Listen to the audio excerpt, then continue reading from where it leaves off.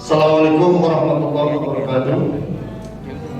Selamat sore dan salam sejahtera untuk kita semua. Yang terhormat Ibu Dirjen PHI dan Jamsos ya, Ibu Direktur dideketin Bapak dari Depenas dan juga dari unsur serikat pekerja sekolah pemerintah,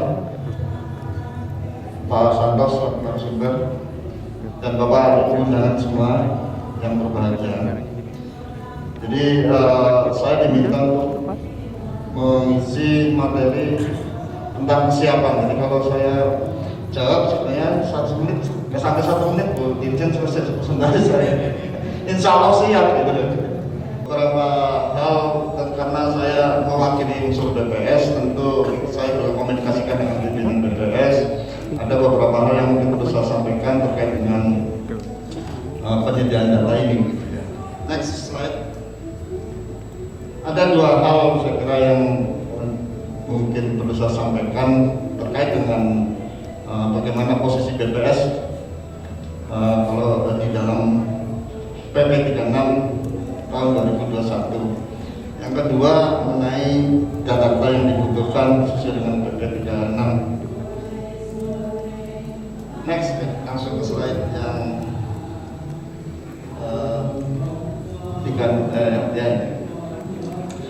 Jadi kalau kita baca undang-undang PP 3621 di situ ada disebutkan bahwa sumber data yang menyangkut BPS adalah ini, artinya dalam konteks sumber datanya. Dan tentu terkait dengan PP 36 tahun 2021 ini mungkin saya perlu informasikan beberapa hal yang saya kira krusial bagi Bapak Ibu untuk mengetahui bahwa posisi BPS pertama adalah BPS tidak melakukan penghitungan upah minimum. Itu saya kira jelas, dan itu juga di PP tidak ada. Artinya dalam konteks itu adalah BPS hanya menyediakan data. Yang kedua, tidak ada kegiatan pengumpulan data yang secara khusus ditujukan untuk penghitungan upah minimum. Apa artinya? Bahwa ada PP maupun tidak ada PP, BPS itu akan dan tetap dan telah mengumpulkan data-data yang dibutuhkan yang tersebut di PP 36 tahun 2021. Itu saya kira konteksnya, karena data-data yang ada itu sudah dikumpulkan jauh sebelum PP-nya, hampir 3 dekade lah kalau saya bilang gitu. Pengumpulan data-data itu sudah ada. Ya, jadi itu konteksnya yang terkait dengan PP ini, ya, bahwa jelas posisi BPS adalah menyediakan data yang kebetulan karena implikasi dari PP 36 kita menyediakannya, dan data itu sudah tersedia lama sebenarnya, jauh sebelum PP itu ada. Kemudian BPS hanya menyediakan data untuk dengan upah minimum atas permintaan Kemenaker sebagai konsekuensi dari keluarnya PP 36 ini. Dan tentu berdasarkan data yang tersedia di BPS. Artinya kalau data lain tidak ada, ya tentu kami tidak bisa menyediakan. Kemudian yang terakhir saya kira yang ditekankan bahwa BPS tentu tidak bertanggung jawab terhadap hasil penghitungan, karena dalam konteks itu BPS hanya menyediakan data, yang menghitung adalah mungkin DPPROV, BPK gitu, dan mungkin berkonsultasi dengan Depenas. Itu adalah posisi BPS terkait dengan PP 36 tahun 2021. Next. Kemudian menyangkut data yang dibutuhkan, saya kira mungkin juga pernah disampaikan, dan Bapak Ibu mudah-mudahan sudah pernah menerima materi ini. Ada sekitar 20 data yang harus disediakan BPS, dan ini juga ada di list permintaan data dari Kemenaker kepada BPS, yang di sana BPS paling lambat harus menyerahkan pada tanggal 5 November 2021. Jadi kalau kita list untuk data penyesuaian upah minimum, di situ ada sekitar 8 data untuk penetapan upah minimum pertama kali bagi kabupaten kota yang belum pernah menetapkan di seluruh jenis data. Upah bagi usaha mikro kecil ada 1 data, dan terkait dengan jam kerja ini biasanya untuk yang pekerja korporat 1 data. Next, Nah ini berikutnya, inilah data-data yang dibutuhkan. Saya sudah kelompokkan dan saya kira saya tidak akan menjelaskan detail. Nanti Pak Satos juga akan menyinggung lagi bagaimana kebutuhan data ini terkait dengan contoh simulasi mengenai bagaimana menghitung penyesuaian upah minimum maupun penetapan upah minimum untuk pertama kali, termasuk juga nanti penghitungan upah terendah yang misalnya untuk usaha mikro dan kecil. Jadi untuk data penyesuaian upah minimum ada beberapa data yang kita perlukan. Yang pertama rata-rata konsumsi rumah tangga per kapita per bulan, kemudian rata-rata untuk provinsi, untuk UMP nih ya, kemudian rata-rata banyaknya anggota rumah tangga menurut provinsi, rata-rata banyaknya anggota rumah tangga yang bekerja per rumah tangga, khususnya untuk yang berstatus buruh karyawan menurut provinsi, kemudian pertumbuhan PDRB kemudian kuartal 4 2020 plus kuartal 1 23 2021 terhadap PDRB kuartal 4 2019 plus kuartal 1 23 2020 per provinsi, dan juga inflasi provinsi September 2020 ke September 2021, dan tentu nilai UMP-nya, nilai UMP yang saya kira sudah dihitung, yang sudah ditetapkan tahun 2021. Untuk kabupaten saya kira kurang lebih sama di sana, cuman menambah tentu nilai UMP 2002 setelah ditetapkan baru bisa kita menghitung penyesuaian upah minimum kabupaten kota, dan juga plus nilai upah minimum kabupaten kota 2021 untuk penghitungannya. Dan data-data yang dibutuhkan dari BPS rata-rata konsumsi rumah tangga per kapita per bulan menurut kabupaten kota, rata-rata banyak rumah tangga menurut kabupaten kota, dan rata-rata banyak yang rumah tangga yang bekerja, ini juga per kabupaten kota. Nah, untuk pertumbuhan ekonomi dan inflasinya sama dengan yang UMP. Itu adalah data-data untuk penyesuaian. Next. Dan untuk penghitungan pertama kali, untuk penetapan pertama kali bagi kabupaten kota yang belum pernah menetapkan, ada sejumlah data yang saya kira kita bisa lihat sendiri. Situ ada sejumlah data yang dibutuhkan, dan data-data ini tentu disesuaikan dengan formula yang ada di PP. Ada pertumbuhan ekonomi, ada angka inflasi, kemudian paritas daya beli atau purchasing power parity, ada pengangguran, dan juga ada median upah ya. Artinya membandingkan antara kabupaten dan provinsi. Dan untuk usaha mikro kecil cukup dengan garis kemiskinan yang disediakan oleh BPS, dan median jam kerja untuk review jam kerja jika ada perubahan yang drastis ke dalam perjalanannya. Nah, di sini ada sebuah catatan bahwa saat ini masih kami lakukan review maupun evaluasi terhadap data yang sudah dihitung oleh unit kerja yang ada di BPS, karena ada beberapa unit kerja yang berbeda dan menghitung itu, sehingga kami perlu melihat khawatir ada kesalahan dan sebagainya. Itu perlu ada cek dan dicek, dan juga konfirmasi ke unit kerja yang bersangkutan, dan ini masih dalam proses. Dan insya Allah 5 November kami siap menyampaikan ke Kemenaker, dan tentu karena 5 November adalah batas permintaan, dan juga pada saat itu juga rilis angka PDRB atau PDB, sehingga itulah batas yang paling cepat yang bisa kami sampaikan di tanggal 5 gitu, karena menunggu data untuk penghitungan pertumbuhan ekonomi. Next, nah ini terkait dengan mekanisme penyampaian data, saya kira itu menjadi poin penting untuk diketahui bahwa sesuai surat permintaan dari Kemenaker BPS terkait dengan data untuk penghitungan upah minimum tanggal 27 September ya kemarin, tentunya BPS ini akan membalas surat ini dengan menyampaikan data yang sesuai dengan surat yang ada, termasuk tulis dan sebagainya. Dan batas penyampaiannya nanti 5 November tadi sudah disampaikan.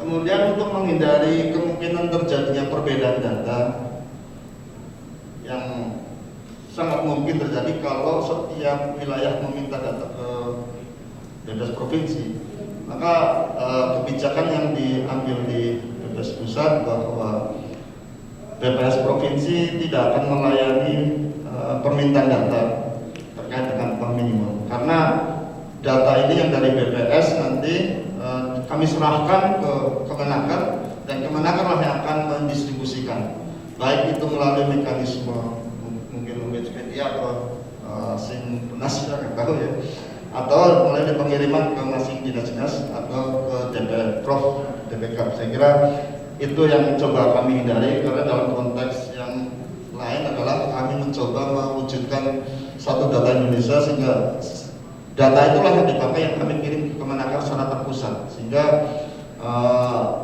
kami di BPS meminta kepada BPS provinsi untuk tidak memberikan data atau menghitungnya sendiri untuk terkait dengan data-data untuk menentukan upah minimum. Jadi itu konteksnya pertama untuk menghindari perbedaan data yang mungkin terjadi kalau setiap provinsi mengeluarkan. Jadi data yang digunakan adalah secara terpusat melalui Kemenaker. Mungkin itu dari saya, Pak Logi, singkat saja, dan mungkin nanti Pak Santos akan mencoba melakukan simulasi, dan mudah-mudahan kita bisa diskusikan setelah maghrib. Demikian, Assalamualaikum warahmatullahi wabarakatuh. Waalaikumsalam warahmatullahi wabarakatuh. Baik, terima kasih Pak Ali atas penyampaiannya. Selanjutnya kepada Pak Santos kami persilahkan untuk supaya kita punya persepsi yang sama di dalam cara menggunakan formula tersebut untuk disampaikan. Silakan. Terima kasih. Mohon izin Bapak dan Ibu, saya di bawah aja supaya nggak jarak.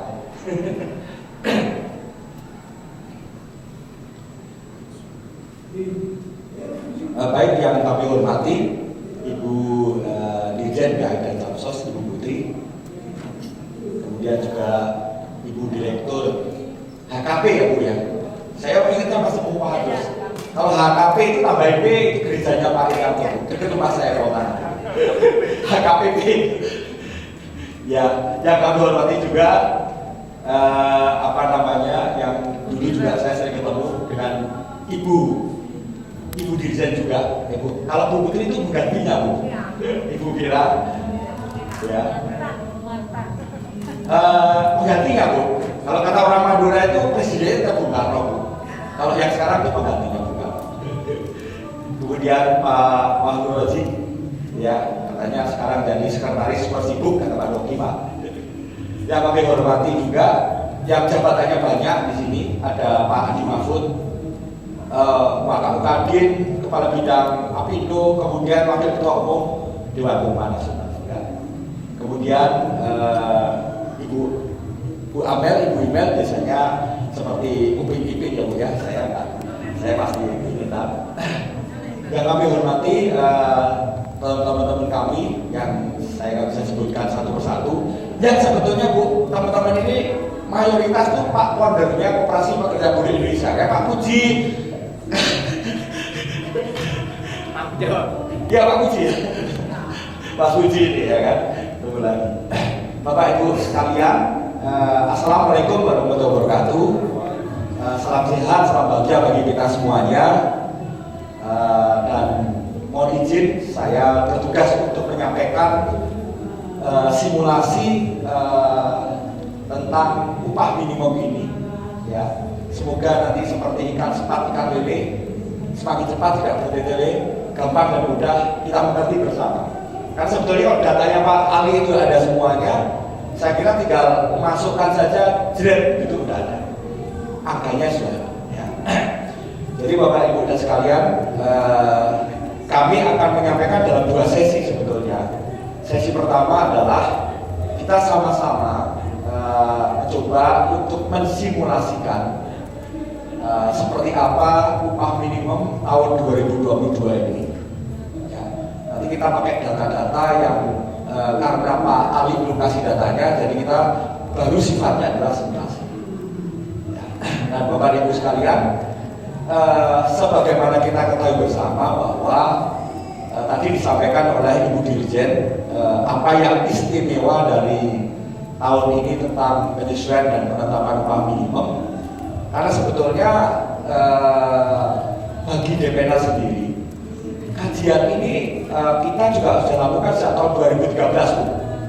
Jadi sejak tahun 2013 dengan Bapak dan Ibu dari DPNAS terbang ke 3 negara untuk intinya itu bagaimana kita dapat menemukan formulasi upah minimum yang ujung-ujungnya adalah di dalam peta jalan pengupahan itu nantinya kita mampu membuat peta jalan pengupahan produktivitas yang adil dan bersaing. Salah satu di antaranya komponennya adalah upah minimum sebenarnya, karena nanti ada upah produktivitas. Nah, ini akan kita bahas baru upah minimum. Di samping upah produktivitas yang lain yaitu yang kita kenal sekarang adalah upah pokok yang menggunakan struktur skala upah. Itu belum ada istrinya, Pak. Istrinya itu namanya adalah sistem manajemen kinerja. Jadi kalau upah pokok mau menjadi upah produktivitas, teman-teman dari serikat pekerja harus memasukkan di dalam yang namanya PKB atau apapun namanya kesepakatan ya sistem manajemen kinerjanya. Kalau gampangannya itu seringkali kita kenal dengan penilaian kinerja. Ya. Kemudian berbagai hal lain yang bersifat win-win atau syariah. Pengusaha happy, teman-teman yang dari serikat pekerja atau pekerja juga tambah sejahtera, yaitu ada insentif, ada bonus dan lain sebagainya. Jadi salah satu komponennya adalah upah minimum. Nah, upah minimum ini Bapak dan Ibu sekalian, setelah kita studi dari 3 negara, kemudian juga kita mendapati bahwa dari ILO juga ada studi tentang upah minimum, minimisasi dan upah minimum yang maksimisasi. Ya, jadi ada upah minimum yang didorong untuk maksimisasi, ada upah minimum yang didorong sesuai titolnya. Sehingga dalam menurut saya nih, opini saya dalam Undang-Undang Cipta Kerja dan PP 36 itu ada dua upah, yaitu upah minimum yang ada sekarang ini, satu lagi adalah berupa upah kesepakatan usaha mikro dan kecil. Bapak Ibu sekalian, singkat kata saya akan menyampaikan kepada kita semuanya simulasinya seperti apa, karena ini bagi kita adalah merupakan disrupsi. Jadi tidak hanya digital saja yang disrupsi, ternyata formula upah minimum juga mengalami disrupsi. Artinya apa? Kita nggak bisa lagi ngomong dulu kayak begini, nggak bisa lagi.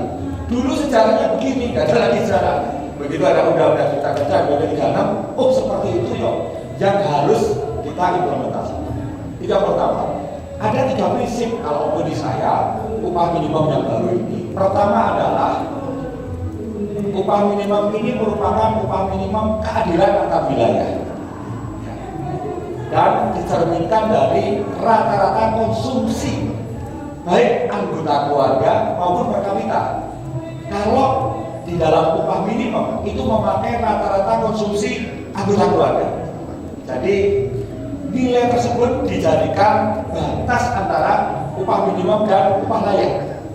Jadi kalau rata-rata konsumsi anggota rumah tangga itu batasnya ke atas, itu upah layak atau upah efektif yang mestinya itu menjadi ranah bipartit. Yang di bawahnya itulah yang menjadi ranah upah minimum.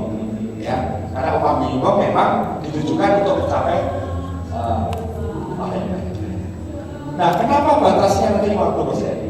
Karena memang dari kajian Bank Dunia, kalau seseorang itu konsumsinya itu di bawah 50%, maka nantinya dia tidak akan sustainable atau hidupnya tidak akan berkelanjutan. Sehingga kita akan mengenal nanti yang namanya batas atas yang merupakan rata-rata konsumsi anggota keluarga, dan yang 50%-nya itu merupakan batas bawah daripada upah minimum ini.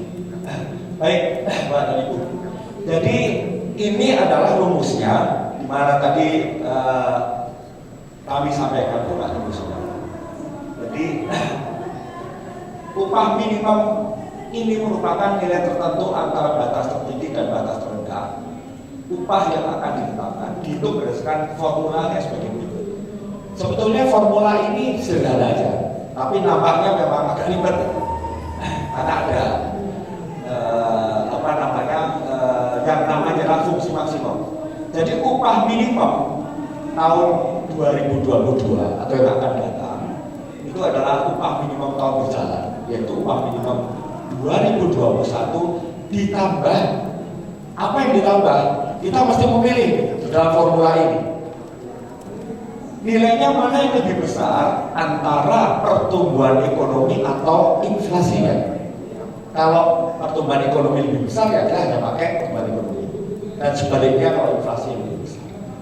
Dikalikan, kalau bapak-bapak dan ibu saya kira yang biasa di compensation udah hafal dengan rumusan ini biasanya rumusan percentage in range di dalam teori pengupahan, yaitu batas atas dikurangi dengan nilai upah minimum tahun berjalan tahun 2021 dibagi batas atas dikurangi batas bawahnya, dan tadi itu 50% dari rata-rata konsumsi anggota keluarga dikalikan upah minimum tahun 2021 atau upah minimum yang terjadi.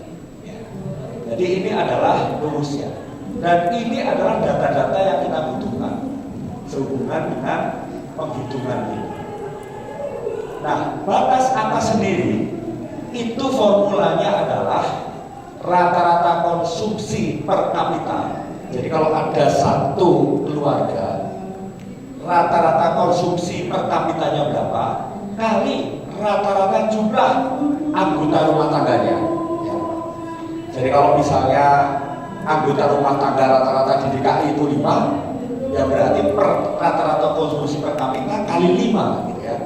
Dibagi rata-rata anggota rumah tangga di DKI yang bekerja, misalnya di DKI. Katakanlah di DKI yang bekerja itu 1,8. Dalam sebuah keluarga ternyata rata-ratanya 1,8. Ya dibagi dengan 1,8 gitu ya. Ini adalah merupakan batas atasnya, dan inilah yang merupakan rata-rata konsumsi anggota rumah tangga tersebut. Sedangkan batas bawahnya adalah 50% dari batas atas tersebut. Jadi ini formulanya. Next mungkin Mas, kita cara ngaliinnya nanti ya, cara menemukan angkanya tinggal datanya Pak Alsa, dan rencananya juga data dari Pak Alsa ini dari BPS ini tanggal 5 Pak ya, tanggal 5 akan diserahkan kepada Kemenaker ya.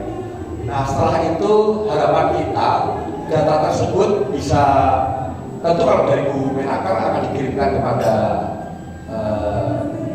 pihak-pihak terkait, tapi kita berharap juga nih Bu Direktur HKP semua data itu ada di Wikipedia ya. Jadi udah ada di Wikipedia dan ada simulasinya, sehingga Bapak dan Ibu kalau mau tahu daerah lain dengan ceklik-ceklik aja gitu. Karena ini semuanya cuma perkalian sederhana. Jadi bagaimana cara memperolehnya? Pertama adalah kita harus cari rata-rata konsumsi rumah tangga per kapita per bulan. Ini misalnya provinsi A tahun 2021 adalah 2,156112. Kemudian rata-rata banyaknya anggota rumah tangga di dalam provinsi tersebut. Di sini contohnya adalah 4,3 orang. Yang ketiga adalah rata-rata banyaknya anggota rumah tangga yang bekerja per rumah tangga, khusus yang berstatus buruh atau karyawan. Ya. Provinsi A tahun 2021 kita dapat angkanya di BPS 1,8. Kemudian pertumbuhan ekonomi atau pertumbuhan PDRB memakai kuartal 4 2020 ditambah kuartal 1, 2, 3 tahun 2021. Ya. Karena kita kan kita pengumumannya kan di kuartal keempat tahun 2021, sehingga kita pakai data adalah kuartal keempat tahun 2020 ditambah 1, 2, dan 3. Ini yang kita pakai. Kemudian angka inflasi provinsi A periode September 2020 sampai dengan September 2021. Ini angkanya 3,51.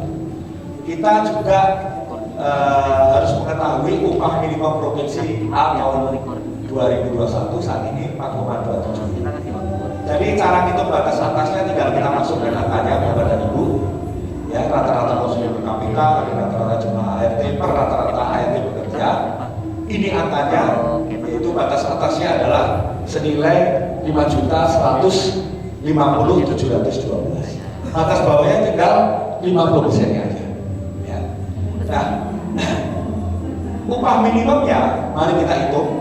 Jadi upah minimum tahun 2022 simulasi adalah upah minimum tahun 2021 adalah 4,276. Ditambah ternyata dari data tersebut pertumbuhan ekonomi dengan inflasi lebih tinggi, nah, ini 6,01 dengan 3,51 lebih tinggi pertumbuhan ekonominya. Jadi kita memakai yang pertumbuhan ekonomi yaitu 6,01% kali nilai batas atas 5 dikurangi upah minimum saat ini yaitu 4,276.350 dibagi batas atas kurangi batas bawah kali upah minimum saat ini 4276.350, sehingga secara ringkas kita dapatkan bahwa penambahannya adalah 4276.350 ditambah 87.286, sehingga upah minimum provinsi A tahun 2022 adalah 4,36363. Nah, catatannya adalah upah minimum provinsi A 4276350 masih lebih rendah dari nilai batas atas upah minimum tahun 2022 yang sebesar 5150, sehingga provinsi A dapat melakukan penyesuaian upah minimum di tahun 2022.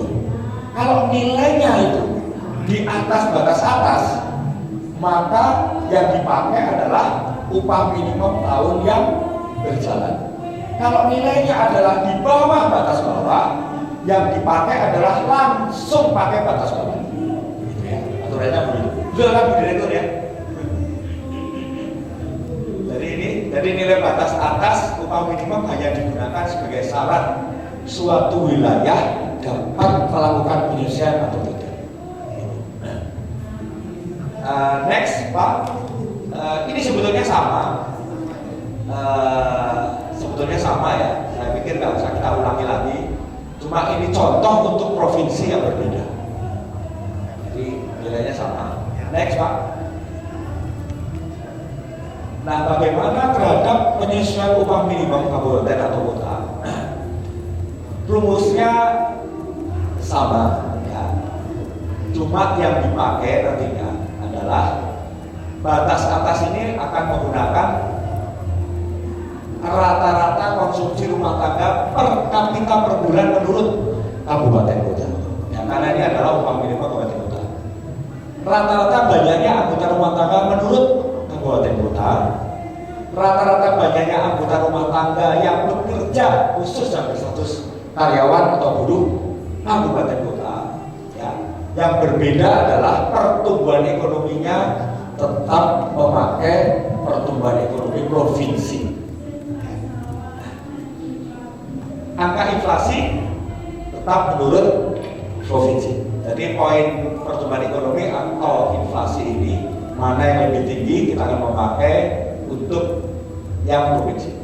Kemudian datanya adalah upah minimum kabupaten kota tahun berjalan dan upah minimum tahun T+1. Tahun T+1 itu adalah berarti tahun 2022 hasil penghitungan yang tadi kita awal itu. Kenapa? Karena nantinya fungsinya ya harus lebih tinggi daripada upah minimum provinsi. Yang namanya UMK harus lebih tinggi dari UMP. Ya. Next Pak, ini contoh cara penghitungan. Bapak dan Ibu sekalian, dari data-data yang kita miliki yaitu rata-rata konsumsi rumah tangga per kapita per bulan Kabupaten J, kemudian rata-rata banyaknya anggota rumah tangga di Kabupaten J tahun 2021. Kemudian rata-rata banyaknya anggota rumah tangga yang bekerja per rumah tangga khusus sampai status buruh atau karyawan Kabupaten J tahun 2021. Pertumbuhan PDRB sama kuartal 4 2020, kuartal 1, 2 dan 3 2021 Provinsi B ya. Kemudian angka inflasi September to September 2020 ke September 2021 Provinsi B. Kemudian diketahui UMK tahun berjalan dan UMP yang telah ditetapkan seandainya nanti telah ditetapkan oleh Gubernur pada tanggal 21 November 2020 ya. Jadi itu batas atasnya hampir sama. sama. Jadi tinggal kita masukkan angka-angkanya, keluar 3,9, batas bawah tinggal 50%-nya aja. Kemudian cara menghitung upah minimumnya sama dengan yang tadi. Berarti di sini kita lihat bahwa upah minimum saat ini tahun berjalan 2530 ditambah mana yang lebih tinggi, pertumbuhan ekonomi atau inflasi. Kita lihat pertumbuhan ekonominya adalah 5,36, inflasi 3,21. Berarti yang kita pakai adalah 5,3 dikalikan sama, yaitu memakai batas atas dikurangi upah minimum dibagi batas bawah, batas atas dikurangi batas bawah dikalikan upah minimum kabupaten kota berjalan, sehingga didapatkan angka 2530 ditambah 103,08 ya. Jadi totalnya adalah upah minimum Kabupaten J 2022. Mari kita cek apakah UMK Kabupaten J tahun 2021 ini, jadi 2530, ternyata masih lebih rendah dari nilai batas atas. Jadi berarti adalah Kabupaten J ini dapat melakukan penyesuaian. Ya. Kemudian UMK Kabupaten J hasil penyesuaian di 2022 yang sebesar 2,6 ini nilainya lebih besar dari UMP yang telah ditetapkan oleh Gubernur, sehingga nilai UMK yang sebesar 2629,383 hasil penyesuaian dapat ditetapkan. Jadi ini rumus untuk penyesuaian. Badan Ibu ada UMP, ada UMK, rumusnya sama. Yang bedanya adalah untuk kabupaten kota memakai data-data kabupaten kota kecuali data pertumbuhan ekonomi dan inflasi yang tetap memakai data provinsi. Ya. Next Pak, ini saya kira juga sama. Yang kedua, ini contoh kedua, contoh untuk kebetulan ada kabupaten DPR dan di provinsi KS, saya kira sama. Next. Ya, berikutnya adalah simulasi penghitungan penetapan upah minimum. Kalau tadi adalah penyesuaian, sekarang adalah penetapannya. Nah, berlaku bagi yang memang belum pernah menetapkan. Jadi kabupaten kota yang saat ini belum punya UMK dan akan menetapkan, caranya seperti apa? Next. Lanjut Pak. Ini adalah data-data yang dibutuhkan dari Pak Alsa sudah menyampaikan. Jadi penetapan upah minimum kabupaten kota atau UMK untuk pertama kalinya kita membutuhkan data-data yang seperti ini, yaitu ada pertumbuhan ekonomi provinsi, ya, kita pakai pertumbuhan ekonomi provinsi 3 tahun berturut-turut, pertumbuhan ekonomi menurut kabupaten kota 3 tahun berturut-turut, angka inflasi perkotaan tahun kalender menurut kota selama 3 tahun berturut-turut, angka inflasi tahun kalender menurut provinsi 2 minggu 3 tahun berturut-turut, nilai purchasing power parity atau indeks daya beli menurut provinsi selama 3 tahun berturut-turut, nilai purchasing power parity atau P3 menurut kabupaten kota selama 3 tahun berturut-turut, tingkat pengangguran terbuka menurut provinsi, tingkat pengangguran terbuka menurut kabupaten kota, median upah menurut provinsi selama 3 tahun berturut-turut, dan median upah menurut kabupaten kota selama 3 tahun berturut-turut. Jadi Bapak dan Ibu, penetapan upah minimum ada 3 sub formula. Yang pertama adalah kita akan pakai formula purchasing parity, power purchasing parity atau indeks daya beli kabupaten kota selama 3 tahun terakhir dibagi dengan P3-nya provinsi selama 3 tahun terakhir kali upah minimum provinsi tahun yang berjalan. Ya. Yang formula kedua adalah 1 minus TPT. TPT ini adalah pengangguran terbuka. Ya. Jadi 1 minus TPT adalah employment atau berarti penyerapan tenaga kerja. Rumusnya sama, 1 minus TPT kabupaten kota dibagi 1 minus TPT provinsi. Yang sub yang ketiga adalah median upah. Ya, jadi di median upah dari kabupaten kota dibagi median upah provinsi tiga-tiganya ini kita jumlahkan, ya kalau sudah ketemu angkanya kita jumlahkan dibagi 3, ya. Nah, ada beberapa syarat yang harus dipenuhi. Jadi untuk kabupaten kota yang akan menetapkan pertama kalinya upah minimum, ya, ada 2 syarat. Pertama adalah rata-rata pertumbuhan kabupaten kota 3 tahun terakhir dari data yang tersedia pada periode yang sama, lebih tinggi dibandingkan dengan rata-rata pertumbuhan ekonomi provinsi. Yang kedua, nilai pertumbuhan ekonomi dikurangi inflasi kabupaten kota yang bersangkutan. Jadi nilai PDRB-nya atau pertumbuhan ekonominya dikurangi dengan inflasi di kabupaten kota yang bersangkutan selama 3 tahun terakhir selalu positif dan lebih tinggi daripada provinsi. Next, Pak. Kita coba simulasinya. Pak Fikri, silakan. Jadi kalau nanti tanggal 5 November kita sudah dapat datanya, Bapak dan Ibu, ini adalah datanya, ya kita tinggal masukkan. Ini nilainya juga tahun yang berjalan. Kemudian setelah datanya ini kita dapatkan, kita masukkan. Pertama adalah kita cek apakah kabupaten Z ini di provinsi C ini berhak menetapkan UMK untuk pertama kali atau tidak. Ternyata dari penghitungan rata-rata pertumbuhan ekonomi provinsi C itu 4,15. Rata-rata pertumbuhan ekonomi kabupaten Z ini selama 2018 sampai 2020 4,24. Karena rata-rata pertumbuhan ekonomi kabupaten Z lebih tinggi dari pertumbuhan ekonomi provinsinya. Pertumbuhan ekonomi kabupaten kota lebih tinggi dari pertumbuhan ekonomi provinsinya. Maka kabupaten ini dapat menetapkan upah minimum kabupaten kota untuk pertama kali. Ya. Diketahui nilai UMP untuk provinsi C adalah 1,950. Next, Pak. Nah, bagaimana kita menghitungnya? Ya, saya kira tinggal masukkan saja Bapak dan Ibu.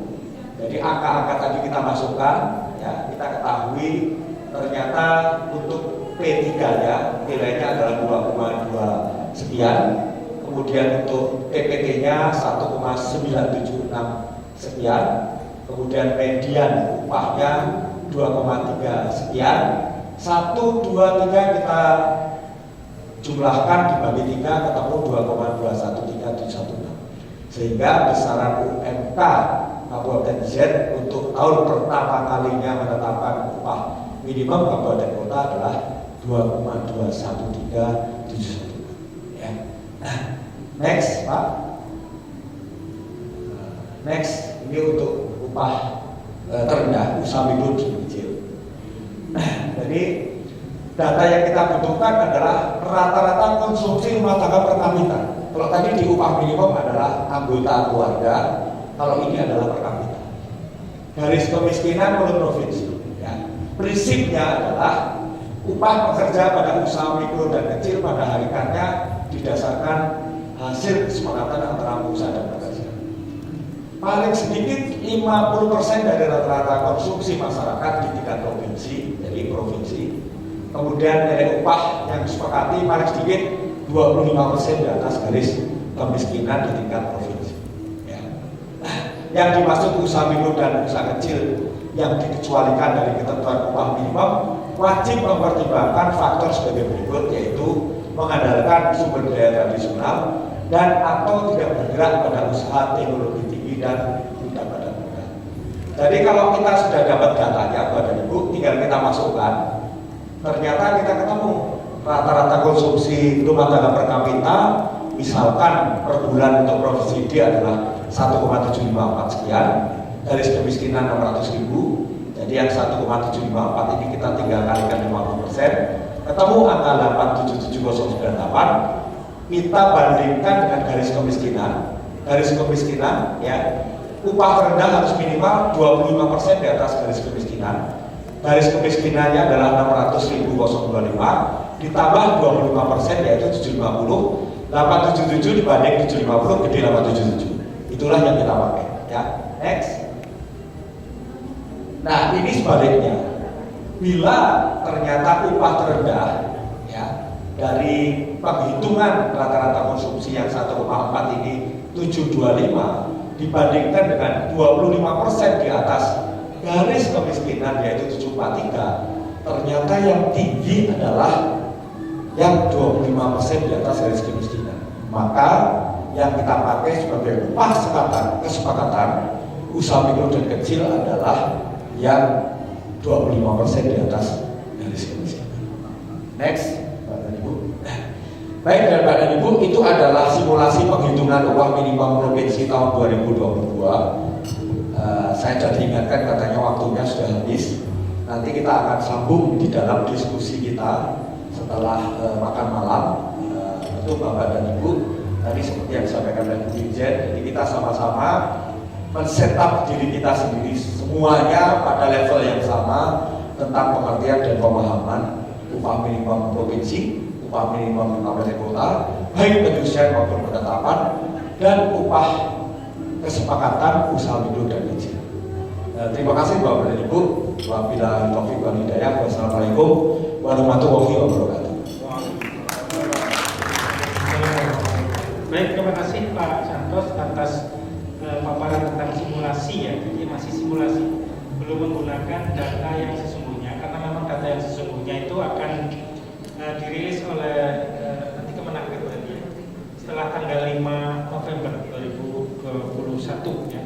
Jadi dengan paparan dari Pak Ali dan Pak Santos makin terang benderang ya bahwa sebetulnya PP 36 sudah menuangkan formulanya, sudah ditulis seperti itu, nggak bisa diapa-apain lagi.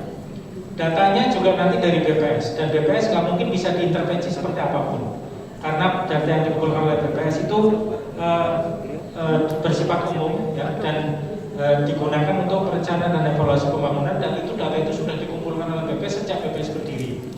Jadi nggak ada hubungannya dengan penetapan upah minimum sebetulnya, ya kan? Jadi dengan demikian sebetulnya kalaupun kita mau diskusi apanya lagi ya mau didiskusikan gitu kan. Jadi mungkin saya tawarkan saja kepada para audiens di sini, apakah nanti setelah isoman kita perlu mendiskusikan apa yang disampaikan oleh Pak Ali dan Pak Santos atau tidak. Kalau memang tidak, maka mungkin nanti sesi malam kita serahkan sesinya sepenuhnya kepada Bu Dirjen ya, karena tadi Bu Dirjen kelihatannya akan menyampaikan sesuatu gitu ya yang sangat penting ya terkait dengan JKP sama tenaga kerja pembangunan itu. Mungkin itu juga hal yang sangat penting, dan mumpung momennya tepat barangkali kalau pengupahan kan tadi saya sampaikan bahwa formulanya sudah fix, datanya juga tinggal menunggu dari BPS. Begitu BPS menyerahkan datanya ke Kemenaker merilis, maka semua sudah bisa dihitung sebetulnya setelah tanggal 5 November. Jadi sekali lagi saya tawarkan, apakah nanti masih akan kita diskusikan lagi apa yang dipaparkan oleh Pak Santos dengan Pak Ali, ataukah nanti malam kita serahkan ke sesi yang permasalahan yang lain, sehingga nanti harapannya ya tadi yang bisa oleh Pak Santos kan sepatikan ya, tapi kalau saya kan sepatikan bagus Pak Santos, kan bagus ya, makin cepat makin bagus. Jadi mudah-mudahan malam bisa selesai gitu, kalau misalkan tidak ada hal-hal yang perlu didiskusikan lagi. Silakan, ada yang usul atau gimana Bu Direktur? Mohon izin Pak Dovi, mungkin hari ini kita paparan saja hanya untuk mancing-mancing saja, tapi tetap malam ada diskusi, karena apapun pasti banyak hal-hal yang pasti akan dikaji, bukan masalah rumusannya, formulanya bukan, tapi kalau terjadi misalkan ada kasus seperti apa, contoh soal aja. Kami beberapa hari pertemuan baik webinar dengan para kadis, menanyakan misalkan di satu kota, nempel kotanya yang ada misalkan ada Mojokerto kota dan kabupaten. Selama ini bedanya hampir 500.000. Nah, yang tinggi karena kena rumus, kena formula ini sehingga dia tidak bisa naik karena dia memang udah katanya kelebihan, sehingga dia nggak ada kenaikan. Nah, yang lebih rendah karena masih bisa naik sehingga dia menjadi naik lebih tinggi dari itu. Nah, itu pasti nolak yang tadi lebih tinggi, kok kami nggak ada kenaikan. Nah, kasus kasus-kasus itu mesti kita diskusi Pak. Banyak yang perlu kita sampaikan meskipun formulasi itu tapi pelaksanaan di lapangan banyak yang perlu kita samakan persepsi kita. Makasih Bapak. Jadi nanti malam kita masih ada diskusi. Oke. Makasih Pak Dobi. Ada yang mau menyampaikan pendapat? Silakan.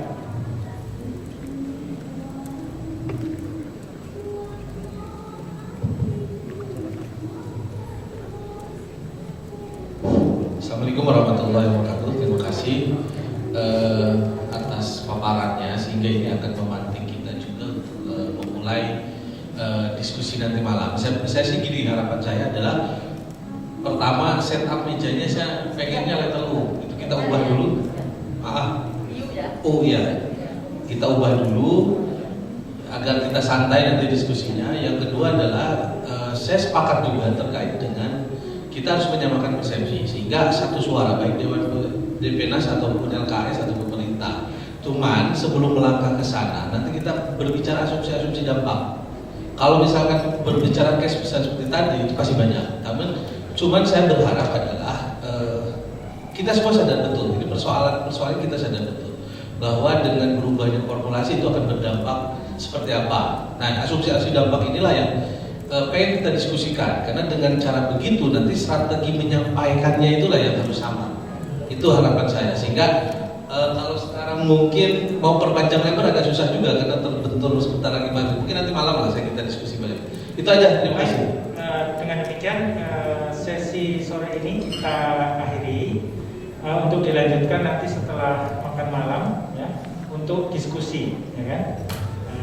Oke, kita sepakati jam berapa Bu panitia mungkin silakan disampaikan nanti harus kumpul di sini jam berapa dan mejanya sudah dibentuk ya. Baik, dengan demikian sesi sore ini kita akhiri. Kurang lebihnya mohon maaf. Saya akhiri. Wassalamualaikum warahmatullahi wabarakatuh. Izin Bu MC. Nanti malam saya mohon dengan hormat ini mohon maaf di belakang Bapak Ibu dari BP Tripnas terutama mengeksplor betul-betul terutama teman-teman SP ya dan juga pengusaha ya dieksplor betul gitu ya dan saya yakinkan dari DPNAS yang diwakili 3 bapak-bapak di depan juga terbuka kan untuk berdiskusi karena ini untuk manfaat kita bersama. Jadi dieksplor aja lebih baik kita itu debat di sini daripada nanti keburu teman-teman SP yang lain mengkritisi kita nggak punya jawaban yang sama yang pas. Yang kedua sebenarnya Pak Joko ingat kan waktu 2 minggu lalu ya saya yang mimpin rapat di kantor bukan saya nggak tuntas waktu itu tapi saya udah sempat kan meraise beberapa critical issues yang teman-teman SP suka WA ke saya. Ada beberapa elemen termasuk misalnya tempatnya Pak Iqbal, Pak Said minta kenaikan 7-10%. Kita nggak bisa dong cuma ngomong nggak mungkin, tapi apa alasannya? Kan saya minta gitu harus dituliskan jelas.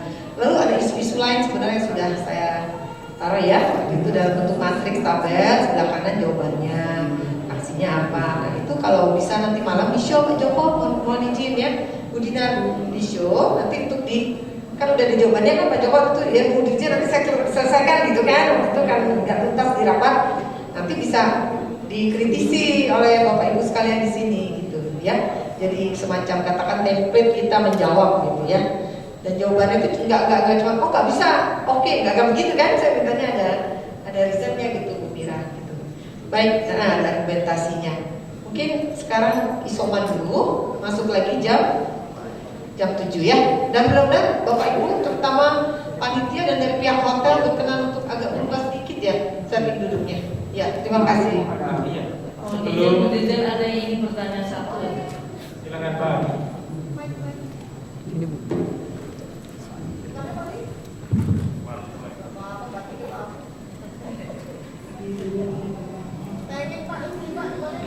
Karena Ibu ngasih intro dan saya juga gatel juga. Baik, saya kira pertemuan kali ini saya senang ya karena diiringi dengan Didi Kempot. Asik sih. Ya itulah kondisinya. Baik, saya kira Bu Dirjen kesempatan yang baik ini saya beberapa kali juga sudah diskusi dengan dinas provinsi dan sejujurnya banyak dinas provinsi juga di beberapa provinsi. Saya kemarin fresh juga berdiskusi dengan Bapak juga, dinas pun belum paham dan belum mengerti. tentang penetapan upah. Intinya masih bingung gitu ya. Tentu dalam hal ini saya juga beberapa diskusi tadi dengan rekan-rekan juga melalui mekanisme apa kira-kira penyampaian apa yang tadi sudah disampaikan oleh Pak Ali, Pak Dogi, Pak Santos, saya kira sangat luar biasa. Walaupun formulasi yang begitu luar biasa juga, namun dengan diiringi sebelah juga tambah luar biasa lagi gitu ya. Di grup itu saling joget-joget sendiri-sendiri gitu ya. Pak Santos asik menyampaikan, di grupnya joget-joget. Baik, saya kira itu ya penyampaiannya. Jadi terhadap provinsi, kabupaten maupun kota. Tentu dalam hal ini saya kira rumus ataupun formula tersebut sebaiknya juga ke depan itu juga lebih bisa disosialisasikan jauh-jauh hari. Karena begini ya, saya kira kita dalam suatu menyelesaikan masalah justru jangan di saat ada masalah gitu ya. Justru dibina, dikomunikasikan dengan informasi yang cukup sebelum terjadi suatu masalah. Kalau ini kita anggap suatu masalah gitu ya. Karena jauh-jauh hari kita dari tahun ke tahun itu dadakan ya. Jadi mengkomunikasikan, memberikan informasi itu kesannya jadi dadakan. Tadi pagi Ibu di demo gitu ya, Bu Dirjen ya, nggak salah juga gitu ya. Karena kesannya memang dadakan. Nah sebaiknya ke depan, karena kita baik Depenas maupun LKS Tribunnas itu kan dibawa ke Pres Presiden gitu ya. Kita adakan roadshow nasional tripartit ketenagakerjaan, katakanlah 1 bulan sekali gitu ya. Kita ketemu antara pemerintah dalam hal ini Kemenaker, dunia usaha, dunia industri ya, entah Kadin Indonesia, Apindo dan seterusnya, dan juga rekan-rekan SP maupun SP ya, SP maupun SP. Nah dengan seperti itu saya kira komunikasi seperti itu, progress reportnya ya, dari setiap bulan itu nanti terkumpul setahun kita langsung ke presiden. Kan api itu gitu ya.